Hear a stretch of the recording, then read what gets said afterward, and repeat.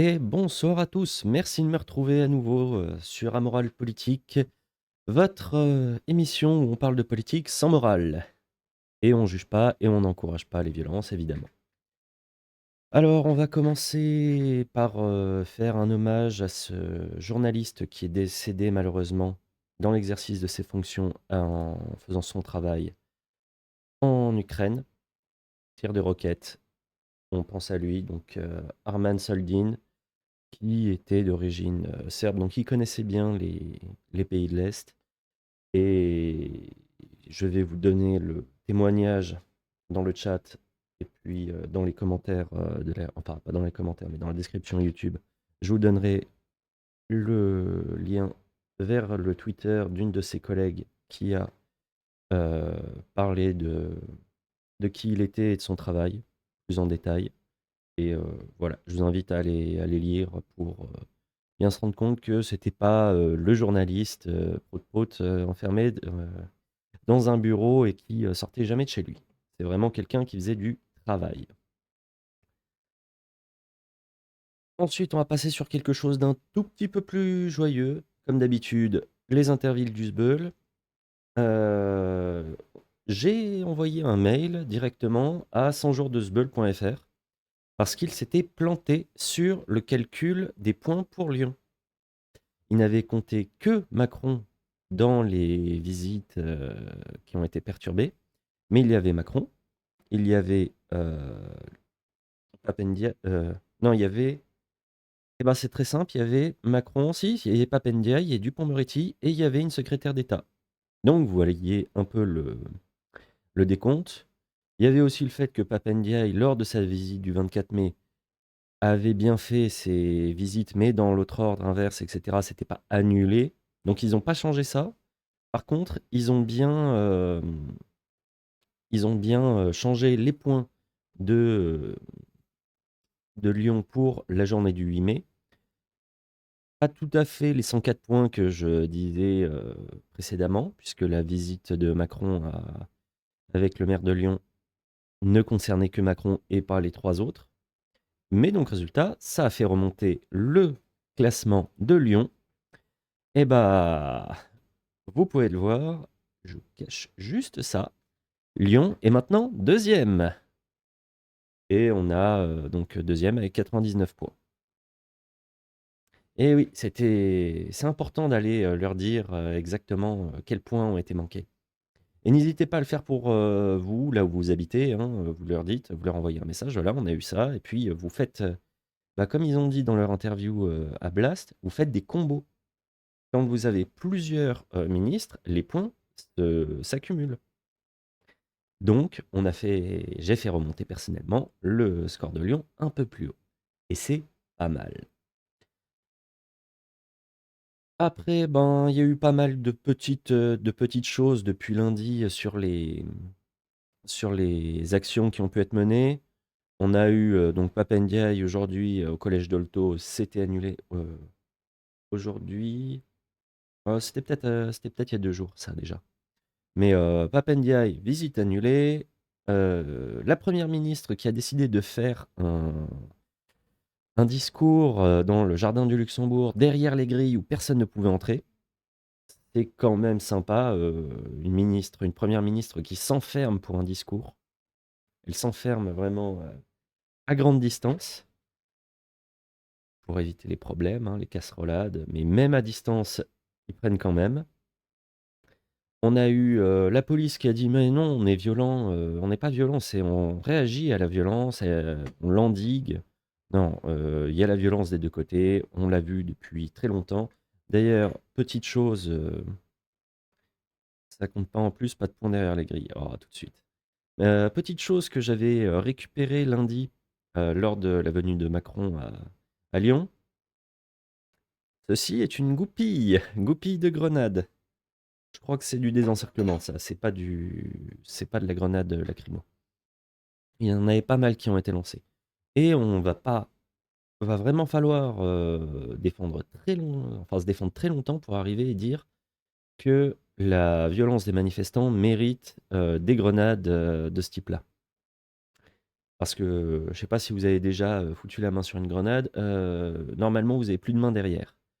Je crois pas qu'il y ait des CRS qui aient fini avec des membres en moins. Bon, il y en a qui ont fini avec des molotovs dans la tronche, ça a pas été la joie non plus. C'est une cuillère, ça, la goupille, c'est juste la tige de fer avec l'anneau. Ouah. Le spécialiste, hein, n'empêche que ça, c'est collector. Je mettrai peut-être un petit truc Macron dessus, je l'accrocherai derrière moi. Et quand j'ai croisé un de mes amis policiers hier soir, il m'a fait: j'ai un morceau de la grenade qui va juste derrière, je te la passerai pour que tu puisses assembler les deux. Mais il n'y aura pas de TNT dedans, évidemment. On a quoi? On a Olivier Dussopt qui a été accueilli sous les huées et les bruits de casserole. Personne n'a craqué, évidemment. Merci Interville Macron pour cette petite référence extraordinaire. On a eu... Ah oui, apparemment, Macron et ses sbires seraient en train de flipper par rapport à la proposition du 8 mai donc la réforme, donc la loi du groupe Lyot pour abroger la réforme des retraites. Mais mon avis, c'est beaucoup de posture pour une raison toute simple, c'est qu'ils savent que s'ils ont besoin, ils peuvent faire pression sur les députés pour qu'ils ne la votent pas. Et le Sénat n'est même pas obligé de regarder la loi. On en avait déjà parlé en détail la dernière fois. Le Sénat peut juste pas se saisir du texte, comme ils ont fait avec la proposition de loi pour le casier judiciaire vierge.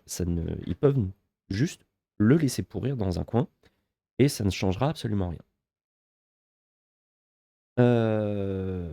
On a aussi, par rapport au 8 mai, le témoignage d'une personne qui habitait dans la zone d'exclusion où on avait le droit de circuler que si on habitait là-bas. C'est intéressant. Donc j'habite dans le quartier bouclé pour Macronas. Depuis ce matin, pas de circulation, les piétons escortés par des flics. Là, on a voulu sortir sur notre balcon, on regardait nos plantes, on s'est fait interpeller par un flic qui nous a fait signe de rentrer. Donc, même être sur son balcon était interdit. Update, je suis allé promener le chien dans la cour intérieure de ma résidence, j'ai été filmé par un drone. Bah oui, parce que Kiki, il allait sortir un tube enfin, de la TNT de son arrière-train, nous le savons tous, hein. Mais non, c'était parce qu'ils avaient peur qu'elle récupère tout ça pour faire un cacatoff. Tout s'explique. Tout s'explique, c'est normal. On a notre chère ministre Agnès Pannier-Runacher qui a déclaré que les ministres et le président de la République n'ont pas peur du peuple. Évidemment, la fuite en bateau, c'est pas de la peur. Évidemment, le ministre qui s'enfuit devant les manifestants, Sacha Houlié, qui fuit devant les manifestants, c'est pas de la peur, hein, c'est député, pas ministre, pas encore. C'est pas de la peur du tout. Et le meilleur pour la fin, hein, Macron qui s'enfuit en hélicoptère après que l'arrêté interdisant une précédente manifestation a été suspendue. Non, c'est pas de la peur. C'est pas de la peur du tout, c'est juste, c'est pas de bol, hein, il s'en allait pile à ce moment-là et l'hélicoptère parce que c'était mieux. C'est pas de la peur. Cette chère, Pannier-Runacher qui aussi a été, un peu malmenée, parce elle a dit, «Mon objectif, c'est que mes enfants aient des retraites» et les gens lui ont répondu qu'en fait, oui, mais en fait, on aimerait bien que les nôtres, ils aient une retraite quand ils sont vivants. Pannier-Runacher, qui a été, il y a pas si longtemps que ça, ouais, il y a peut-être 1 an déjà, mis, avec un petit soupçon de comment dire? De conflit d'intérêts parce que ses enfants ont 1,2 million d'euros de parts dans une société. Donc techniquement, ses enfants sont quasiment millionnaires alors qu'ils sont mineurs. Et ensuite, elle est venue dire: «Ah, il y a le chien qui aboie un peu, désolé». Mais donc résultat, ses enfants sont quasiment millionnaires et on nous dit: «Oui, ils veulent avoir une retraite». Oui, mais ils ont déjà largement assez, ils ont pas besoin de préparer une retraite, c'est vraiment, rien à foutre.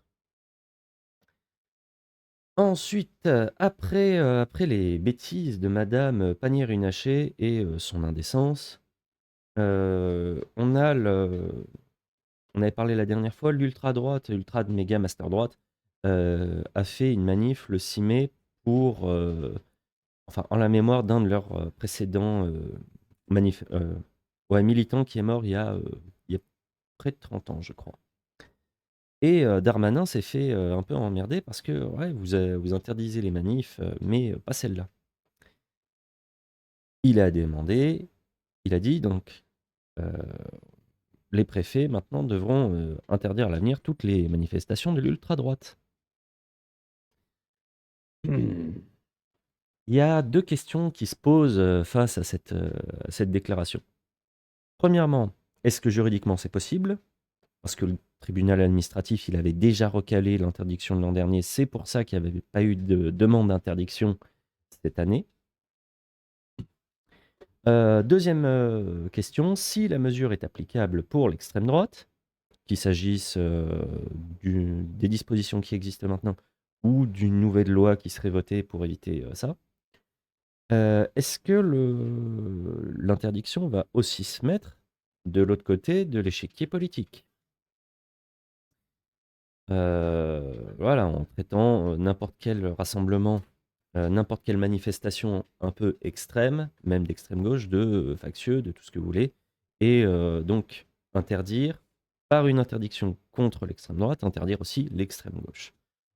Et ben, on a demandé, à notre service juridique sur Amoral Politique, parce que nous avons, OK, on a, 2-3 personnes qui sont dans notre entourage, dont un, qui est docteur enfin qui est dans son doctorat de droit. Donc je lui ai posé la question, les 2 questions que je vous ai, présentées avant.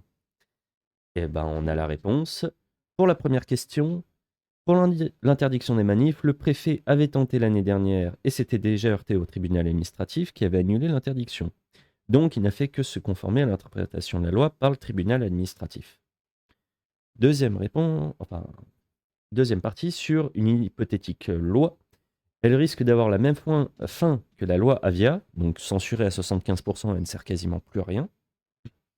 En revanche, si elle passe, l'extrême gauche sera interdite comme l'extrême droite. Et petit commentaire un peu moins professionnel et un peu plus entre nous, ça pourrait être drôle de voir le GUD, donc le groupe de défense, donc extrême droite, à la Cour européenne des droits de l'homme pour enfin, pour défendre le droit de manifester. Et ce serait encore plus drôle que le GUD arrive à faire condamner la France pour non-respect du droit de manifestation. Vous imaginez un peu l'ambiance. Heu et dernière partie, en ce qui concerne la déclaration de Darmanin, elle peut tomber sous le coup de l'excès de pouvoir. La déclaration d'un ministre vaut acte administratif. Elle rejoindrait le délit de manifestation non autorisée qu'on lui avait déjà reproché. Si on se pose la question sur la morale politique de cette, ouverture à gauche, des interdictions, heu, c'est que, ouais, voilà, la petite manif d'extrême droite qui avait fini quand même dans, le par un concert de rock arien dans la salle municipale Simone Veil. L'ironie de la chose. Et si on se pose la question à morale politique de ce texte qui pourrait toucher à la fois la gauche et la droite, c'est parce que c'est pas la première fois qu'il y a une présentation d'un texte qui, ciblé contre un camp politique, va toucher enfin, va toucher l'opposé.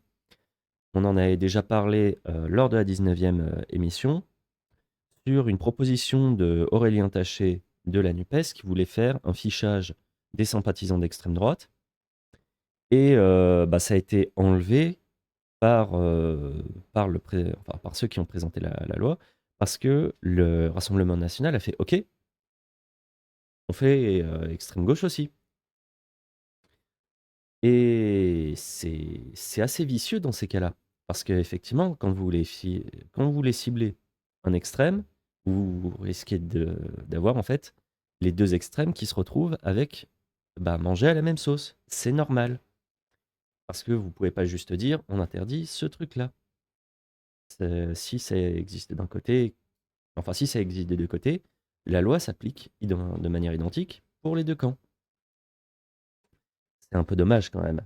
Un peu dommage de vouloir, en tuant son ennemi, se tirer une grosse balle dans le pied. D'ailleurs, il y en a une qui a demandé aussi à interdire les extrêmes. C'est Marine Le Pen. Elle est arrivée, elle a envoyé une lettre aujourd'hui à Elisabeth Borne sur la montée des violences des groupes extrêmes. C'est quand même étonnant qu'elle elle appelle à ça alors que ça pourrait l'emmerder. Ben non, parce qu'elle sait très bien que elle est dans une idée de dédiabolisation. Donc, résultat, elle échapperait à ça. Et c'est ce qui dépasserait sur sa droite qui serait touché. Donc, elle serait la dernière sur l'extrême droite. Et par contre, ses adversaires à gauche, eux, seraient touchés beaucoup plus durement qu'elle. Parce qu'elle elle a un peu prévu le truc. Mais je pense quand même que si y a un truc comme ça qui passe, elle va perdre des points, elle va jamais arriver à récupérer les super extrêmes dans son camp. Parce que déjà, elle en voudra pas, ça lui plomberait sa dédiabolisation. Et en plus, euh, et en plus il la trouve déjà trop molle. Remarque, c'est pas une bonne chose parce que même Darmanin la trouve trop molle. Donc peut-être qu'il allait tâter. Vu que le centre est bien à droite, effectivement, ça fera du mal à la vraie gauche. Oui, oui, oui, oui. C'est pas demandé par hasard, ce genre de choses, hein. C'est juste que les extrêmes, bah, il y en a des deux côtés, et il y en a même au centre, hein, l'extrême centre selon Macron. Extrême centre. Il y a quand même une grosse blague à faire avec ça. Mais il y a des extrêmes de partout, et vous n'êtes pas prêt de... Enfin, quand vous allez interdire un extrême, vous interdisez l'autre aussi de la même manière. Ensuite, ah oui et puis, ouais, spoiler, ça a pas marché, elle va juste se faire interdire des manifs et pleurer comme quoi on l'interdit de parler. Ça aussi, c'est possible. Parce que quand même, la pleurniche, l'extrême au centre. Mais oui, l'extrême au centre, c'est, quand vous avez quelqu'un qui est pour, être extrêmement, mou, un peu comme un Bayrou.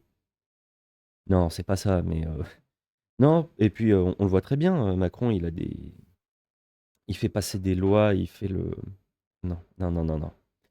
Pas cette blague. Non, Macron, il fait passer des lois qui sont, vraiment sécuritaires au possible, qui sont à faire, basculer selon pas mal de chercheurs et de scientifiques et de spécialistes du domaine, de faire passer la France dans une démocratie illibérale, une démocratie défaillante, tout ce que vous voulez et il est au centre. Donc théoriquement, on peut résumer Macron comme étant d'extrême centre. Parce qu'il ne va pas utiliser les argumentaires de la gauche, il va pas utiliser les argumentaires de la droite. Par contre, il va appliquer vraiment un, un truc quasi dictatorial, avec des idées au centre. Ah là là. Ensuite, indépendance de la France. Le ministère de l'économie a autorisé plus de 130 rachats d'entreprises sensibles, considérées comme stratégiques, par des étrangers en 2022. Donc les entreprises sensibles, stratégiques, ça peut être les productions d'armes, ça peut être la tout ce qui est information, les les journaux sont considérés comme des, entreprises, stratégiques et théoriquement, il y a une loi qui a été votée pour éviter ce genre de enfin, pour limiter ce genre de vente, un peu trop dangereuse pour nous. Ça s'appelle la loi Pacte, votée en 2019 par, Bruno Demande, ministre du Renflement-Brun et j'ai un peu je vais vous donner quand même le lien pour aller voir comment le gouvernement economie.gouv.fr. Je vous donne le lien pour que vous voyez un peu ce qui était défendu. Mais ça ne suffit absolument pas pour, visiblement, empêcher les ventes. Il y a tout qui est prêt, mais c'est quand même vendu. C'est nickel, hein. Voilà, la loi Pacte devait permettre, je cite, «la croissance et la transformation des entreprises». Pour le premier volet. Donc à la base, c'était enfin le premier volet, c'était simplifier, la vie des entreprises et la création des entreprises, notamment par la déclaration 100 enfin la création 100 en ligne. Ce qui fait que, quand vous créez une entreprise, d'habitude, vous aviez des gens qui vous conseillaient. Là, vous pouvez juste ouvrir très simplement. Et ça fait, ah oui, je vais vous résumer ça après. Mais, 2e partie de la loi, c'était la partie, heu, un peu plus générale. Et par exemple, il y avait l'ouverture à la privatisation de la Française des Jeux et des Aéroports de Paris. Ce qu'ils ne sont pas gênés de faire, évidemment. Donc, un beau fourre-tout qui n'a servi qu'à faire baisser l'influence de l'État dans les secteurs bénéficiaires, comme la Française des Jeux et les Aéroports de Paris. N'a rien donné dans la défense, stratégique, puisque les entreprises ont bien été vendues. Enfin, plein d'entreprises ont été vendues alors qu'elles étaient considérées comme stratégiques. Et elle a permis à des milliers de gens de créer, des micro-entreprises sans avoir les conseils en amont, et donc de mieux vous apporter votre McDo tiède après, le dimanche matin, après votre cuite arrosée du samedi soir. C'est à ça que ça servait la loi Pacte. Et je pense que peu importe à quel point on pourrait faire des reproches à Bruno Le Maire, dans les prochaines années dès qu'il ne sera plus ministre de l'économie, il y a possibilité pour qu'il fasse la technique, Agnès Buzyn. Agnès Buzyn qui a créé enfin qui était mise en examen, puis, témoin assisté sur, la gestion du Covid. Ben, elle ne s'y rend pas. Et Bruno Le Maire pourrait faire exactement la même chose, hein, pour les entreprises, décide de pas y aller. Et enfin, elle a décidé de pas y aller. Pour Agnès Buzyn, on va voir comment ça se passe, et puis, donc vous verrez comment Bruno Le Maire fera la même chose dans 5 ans. Donc, Agnès Buzyn, elle avait déjà refusé de se rendre aux convocations des juges de la Cour de justice de la République, la seule entité, judiciaire en France qui peut, qui est spécialisée dans juger les ministres et les membres du gouvernement par rapport à ce qu'ils ont, fait dans l'exercice de leurs fonctions. Bah, elle avait décidé en juillet 2021 de pas s'y rendre. «Non, non, je suis convoquée, j'y vais pas». En septembre 2021, elle était mise sous le statut de témoin assisté pour le fait d'absence de combattre un sinistre. Ça, c'était peut-être sur le fait que, oui, on a fait des choses, on avait mis des affiches, dans les aéroports, plutôt que de fermer les frontières quand il y avait le Covid qui arrivait. Donc absence de combattre un sinistre. Et elle était mise en examen pour mise en danger de la vie d'autrui. Sauf que, de janvier 2023, la Cour de cassation annule cette mise en examen, et vous allez adorer la raison. La Cour de cassation annule la mise en examen pour, mise en danger de la vie d'autrui, car aucun des textes auxquels s'est référée la commission d'instruction de la Cour de justice de la République ne prévoit d'obligation particulière de prudence ou de sécurité. En traduction, le ministre de la Santé en France n'est pas tenu de, prudence ou de sécurité. C'est même pas une vanne. Donc, rideau, voilà, elle peut pas être jugée là-dessus, hein. La Cour de justice de la République, heu, ne peut même plus rien faire, puisque comme c'est la Cour de cassation qui a donné ce résultat-là, ben, la Cour de cassation, supplante tout le reste. C'est plus haut, c'est le soleil, comme dirait l'autre. Hem, Après, ne reste que l'abstention de classement, attends, là, ne reste que l'absence. l'absence de combattre un sinistre, où les témoins assistés et pas mis en examen pour l'instant. Et, et en fait, elle aura rien parce que tu es responsable de la santé des mecs du navire et tu les laisses tomber à la mer s'ils vomissent. Oui, non, mais voilà. Tu n'as pas d'obligation. Tu n'as pas d'obligation. Ensuite, elle va rien avoir pour une autre raison, c'est qu'elle bénéficie d'un statut un peu particulier. Elle est, euh, elle est en fait fonctionnaire international pour l'OMS. Le fonctionnaire international pour l'OMS, il a une immunité, un peu comme une immunité diplomatique en fait. Elle peut pas, bon, ça ne s'applique que à ce qu'elle fait pendant qu'elle est à l'OMS et pas ce qu'elle faisait avant. Mais elle peut très bien arriver et dire non, mais de toute façon, je suis intouchable. C'est dans les articles. Ah oui, les fonctionnaires internationaux n'ont pas à payer d'impôts, sauf ceux que je vous indique là, juste au-dessus. Il y en a une partie qui doivent payer, mais la plupart des impôts, ils en ont pas à payer. Non, que dalle. Ensuite, voilà les articles de l'OMS concernant le privilège et immunité.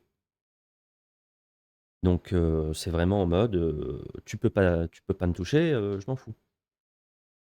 L'immunité d'ailleurs a été un peu élargie. Alors, ils en avaient discuté en janvier, non, en septembre 2020, c'est ça. En septembre 2020, ils ont décidé de discuter d'augmenter un peu le statut, enfin encore de l'élargir grosso modo, ce statut et ses avantages. Et ça, c'est ce que je faisais, enfin c'est ce que j'ai vu pendant que je faisais mes recherches, mais j'ai vu TF1, hein, on en parlait tout à l'heure de TF1, qui avait décidé de me casser du sucre sur le dos, parce que théoriquement, ce qui est là, le texte que je vous montre, et la discussion d'élargissement, c'était pour les fonctionnaires internationaux qui étaient à l'OMS à Lyon, sur le site de Lyon, parce qu'à Lyon, on a un des bureaux. Et, en fait, elle, Agnès Buzyn, n'était pas concernée par ça, parce qu'elle était déjà en fait, elle était pas à Lyon, elle était à Genève, et donc résultat, elle bénéficiait déjà de ça. C'est con, hein. Et elle était à Genève tout en étant une antenne, ça s'appelle. Oui, c'est ça. Oui, oui, parce qu'il y a des antennes de l'OMS de partout, un peu comme Interpol, qui a une antenne à Lyon aussi. Mais, euh, mais voilà, elle a déjà les avantages de l'immunité. Et pour faire condamner un fonctionnaire international, il faut se lever très très très tôt le matin. Faut bien bosser le dossier. Et je vois pas comment, de toute façon, elle peut être à Genève tout en étant élue à Paris.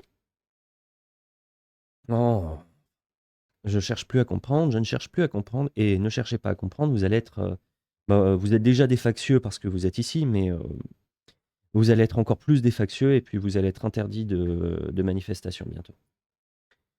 Alors, faut pas se coucher le soir, comme ça tu ne t'es même pas levé tôt le matin. Alors ouais, mais généralement, quand tu te couches pas le soir, le matin, t'es pas en forme pour pouvoir plaider efficacement. Excellent. Oh, monsieur Venant.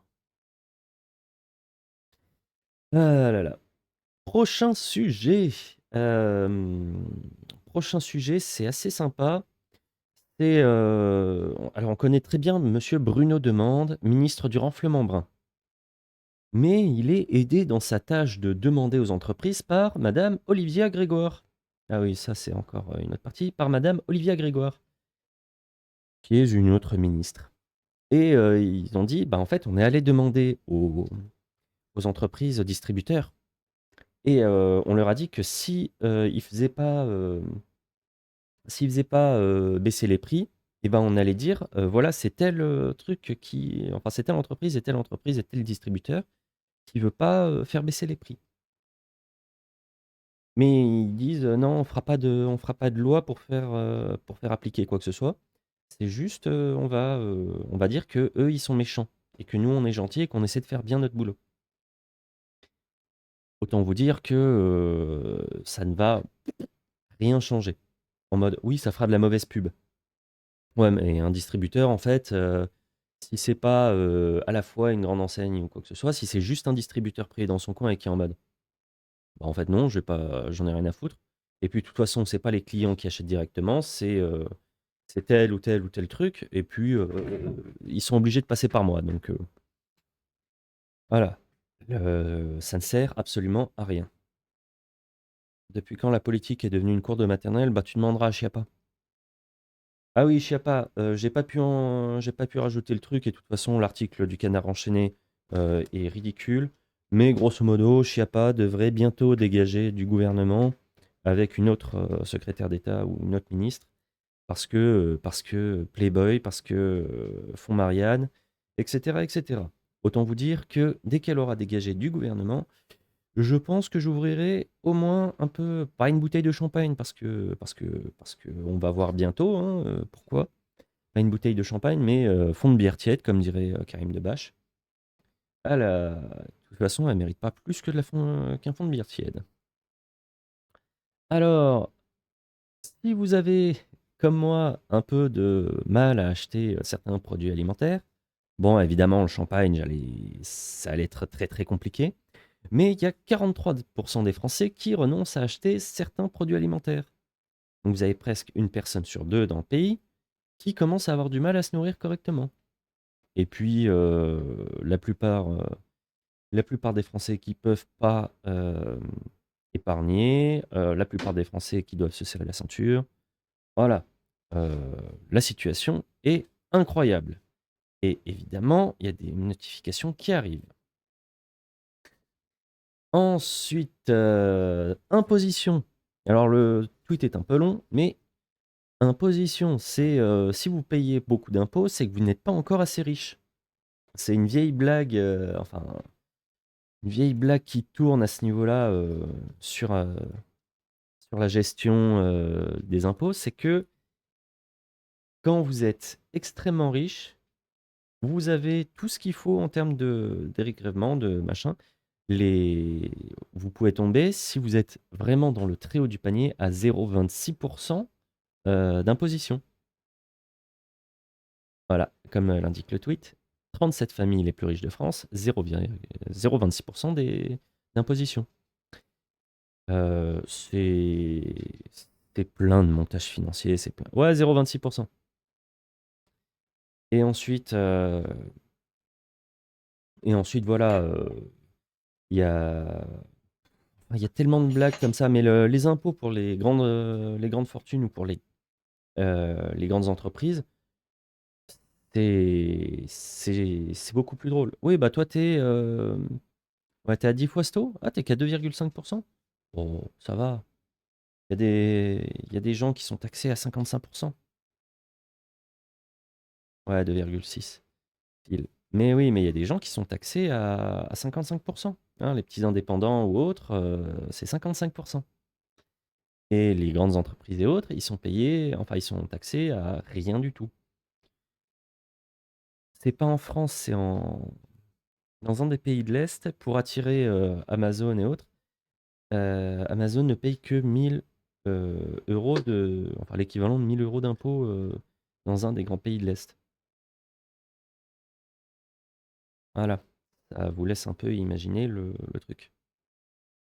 Ah mais oui, 2,6 direct pris sur mon salaire. Oui, oui, bah, c'est la même chose, enfin pour les indépendants, c'est 55 pris sur le salaire. Enfin, cumul de tous les comment ça s'appelle? Cumul de toutes les taxes et autres pour les indépendants. Mais ils en ont une ils sont écrasés et puis, les grandes entreprises, et bah, ils en ont rien à foutre, ils sont pas taxés à ce taux-là.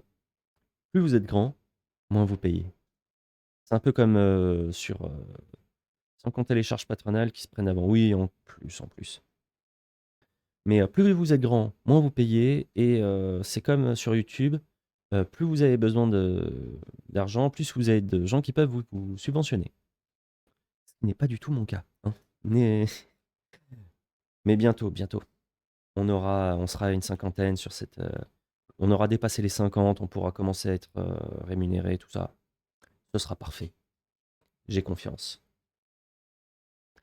Ah oui, euh, Twitter serait interdit en France bientôt. Parce que en fait, sur Twitter, vous pouvez avoir euh, des comptes Twitter avec du contenu pour adultes, genre OnlyFans.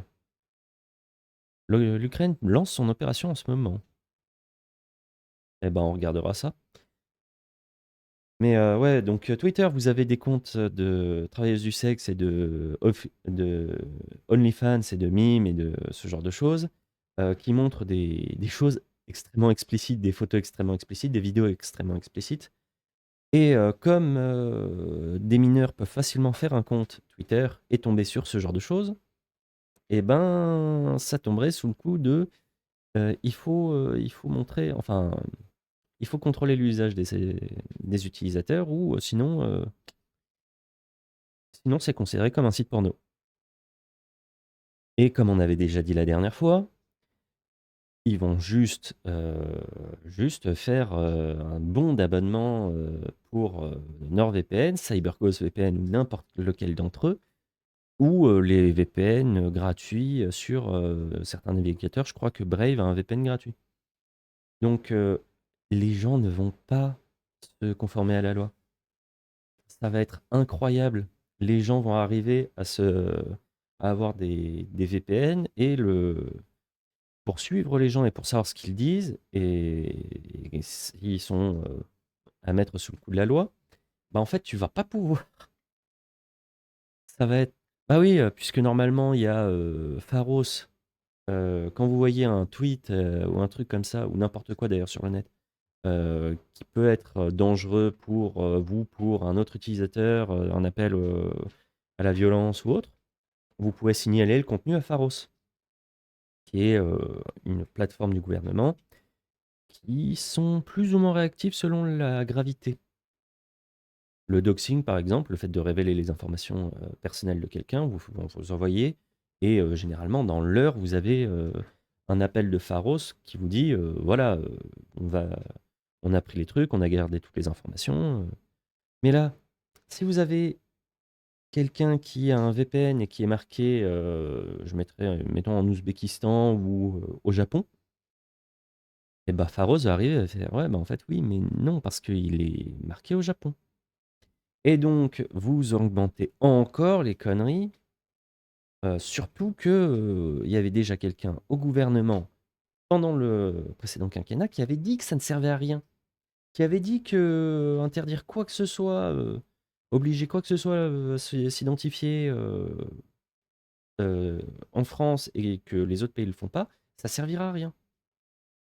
Cédric O, il l'avait montré en direct au Sénat, il avait dit, voyez, là j'ai un VPN, je suis en Allemagne et je suis plus tenu de faire ce que vous me demandez.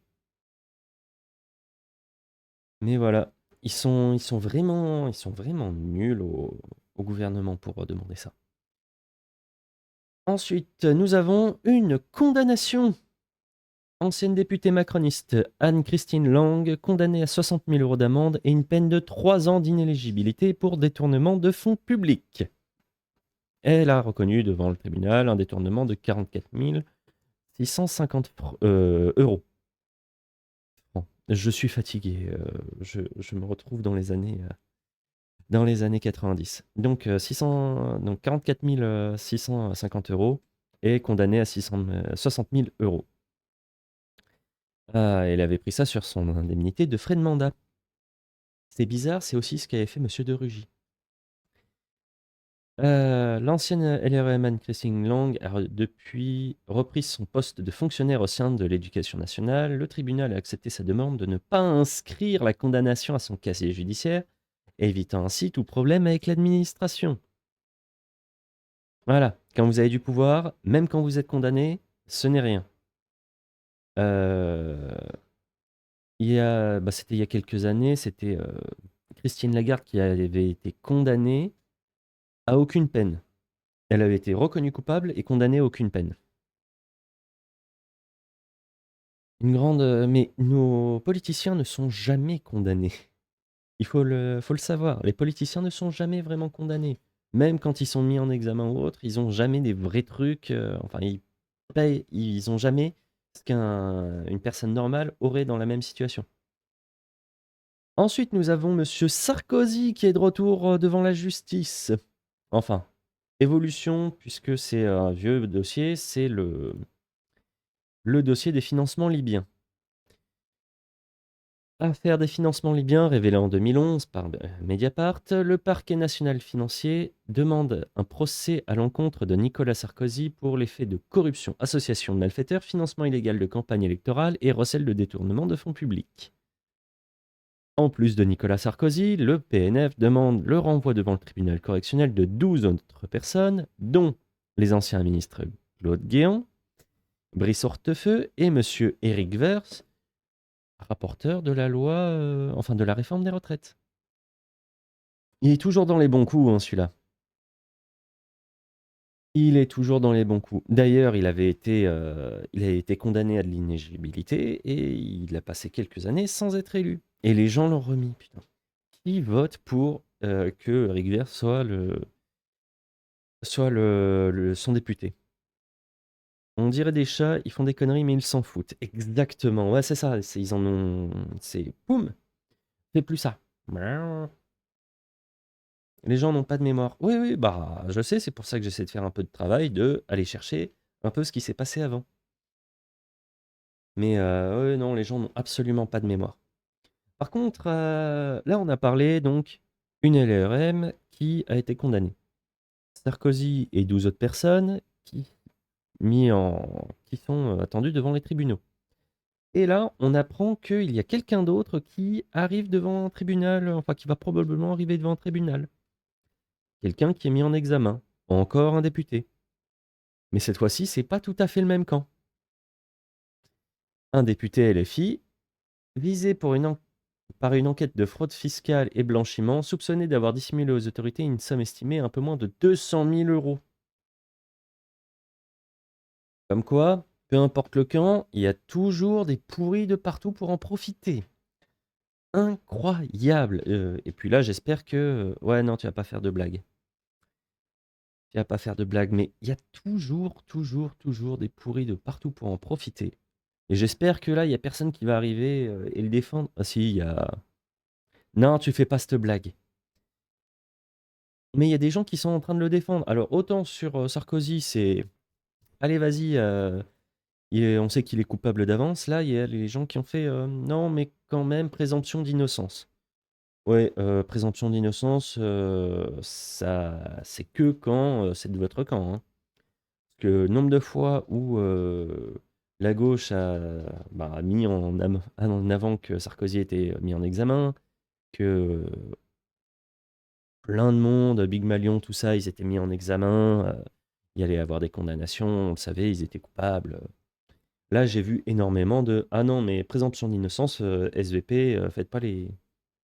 Comme quoi, pour faire de la politique, il faut limite que tu aies fait des magouilles. Ah oui, non, mais pour réussir en politique, j'ai l'impression qu'il faut forcément faire des magouilles. Et puis, ne pas avoir.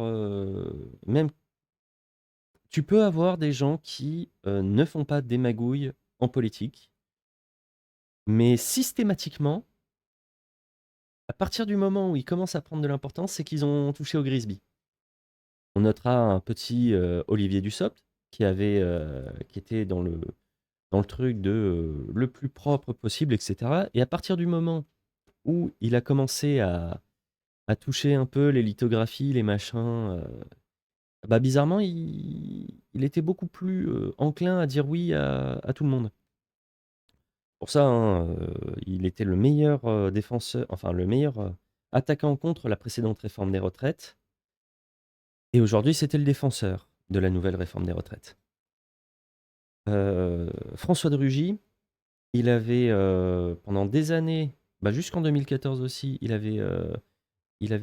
ah non, Dussopt, c'est peut-être 2018, mais François de Rugy, jusqu'en 2014, il publiait tout le temps ses revenus enfin ses indemnités de mandat, ses machins, et il disait ce qu'il faisait avec. Et ça s'est arrêté à partir du moment où il a utilisé ses indemnités de frais de mandat pour faire enfin, pour payer des trucs qu'il n'aurait pas dû. Et en plus de déduire tout ça de ses impôts. À partir du moment où il commence à faire des magouilles, ils sont il y a une espèce de côté où les gens savent, enfin dans le milieu politique, les gens savent qu'il peut être, corrompu ou touché ou machin ou qu'il a pas le cul propre et donc résultat, quand vous avez quelqu'un qui n'a pas le cul propre, c'est plus facile de pouvoir lui demander des choses. En mode: «Est-ce que tu veux pas voter ça? Parce que de toute façon, sinon on dit qu'on fait sortir telle affaire» ou quoi que ce soit. Enfin. Vous avez aussi, le ministre de l'Éducation nationale qui a décidé d'énerver les profs. Encore! Voilà, parce que, toutes les filières qui vont être supprimées et ben, ils ont dit: «Oui, non, mais les profs pourront aller, enfin, être enseignants de collège ou d'école». Voilà, hein, ils s'imaginent que tout le monde est, remplaçable, ils s'imaginent avoir affaire à des puces électroniques que tu mets et que tu arranges comme tu veux. Ça montre bien qu'il a aucune idée de ce que c'est, d'être prof, et pourtant c'est le ministre de l'Éducation nationale, mais il a aucune idée de ce que c'est d'être prof. Mais effectivement, ça va être, c'est un sketch des inconnus, hein. Non, mais ouais, ça rappelle d'autres réformes. Non, mais vous voyez, heu, moi je suis prof de sport, mais je vais dépanner et puis, je vais apprendre aux jeunes à faire de la philosophie, hein. Le grand philosophe, Platon qui était très bon en foot, on va parler de ça. Enfin. Ah, je suis mauvaise langue, il y a pas de philo, au collège ou en école primaire.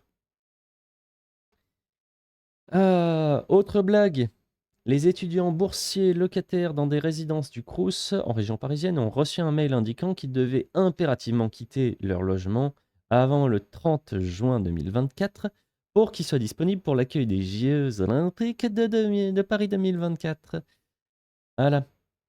Grosso modo, les étudiants vont être virés des résidences, parisiennes pour qu'on puisse faire venir des gens, pour les JO. Et puis surtout, c'est l'accueil des volontaires et partenaires mobilisés pour l'événement. Accueil des volontaires où on a déjà vu qu'il y a un mouvement entier pour, faire en sorte que les gens ne s'inscrivent mais n'y aillent jamais, histoire de ruiner complètement les jeux olympiques. C'est cool quand même. Donc en fait, les logements vont être vidés pour rien. Il y a personne qui va y aller. Parce que les volontaires, ah ben, ils vont jamais se pointer. Et les Jeux olympiques, ça va être une catastrophe. Ah là là. Ah, ouais. Après, c'était un peu la dernière info pour ce soir. Je vais vous parler juste d'un truc, du live précédent. Parce que j'en connais un qui a, un peu chanté les bourgeois, dans les commentaires, hein, et où je lui ai dit: «À la base, les bourgeois, c'est comme les cochons», ça vient d'un texte qui était un peu, antisémite, voilà. Et on m'a envoyé des messages après en mode: «Bah non, c'est Brel qui l'a fait, il y a rien d'antisémite». Alors, c'est pas tout à fait ça, parce que ça vient du livre, enfin on voit dans le livre Le roman vrai de la troisième et de la quatrième République, à la page numéro combien? La page numéro 380, voilà, 348, et on trouve le texte suivant: «Zola, c'est un gros cochon. Plus il devient vieux, plus il devient bête. Zola est un gros cochon. Quand on l'attrapera, nous le flamberons.» Donc, avec tout un côté anti-Dreyfusard à l'époque. Ça date, donc du 3, enfin ça aurait été dit à Zola le 7 février, pas le 3, le 7 février 1898, donc légèrement avant Brel.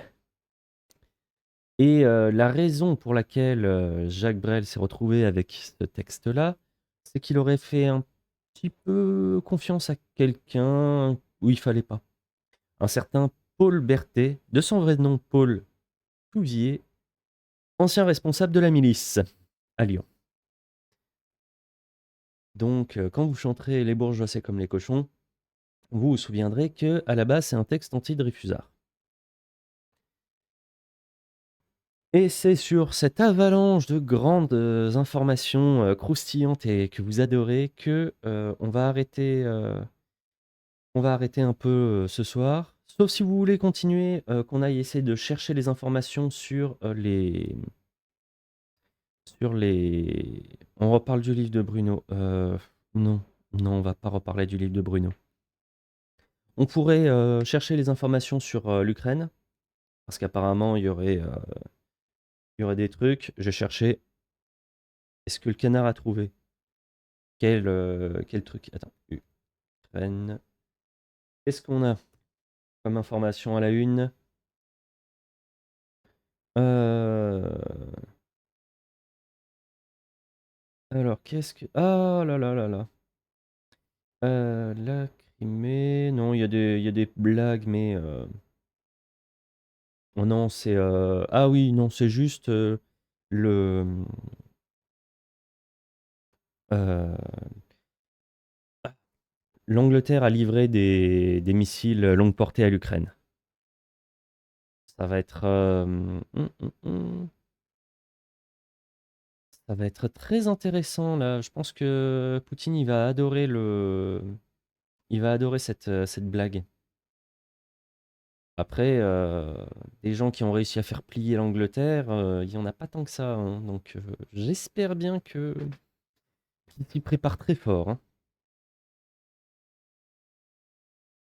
Mais ouais, non, il y a pas grand-chose sur il y a pas grand-chose sur l'Ukraine là. On verra probablement au prochain live qu'on ait plus d'informations.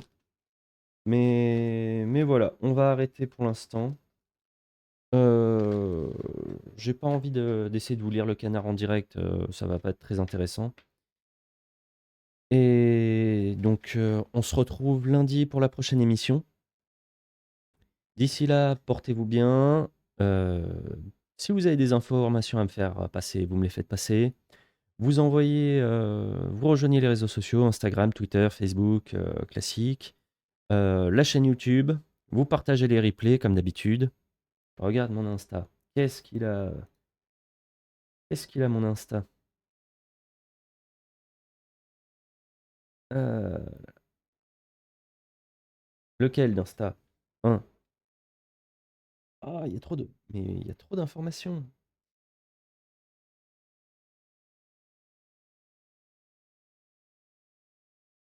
OK, celui-là.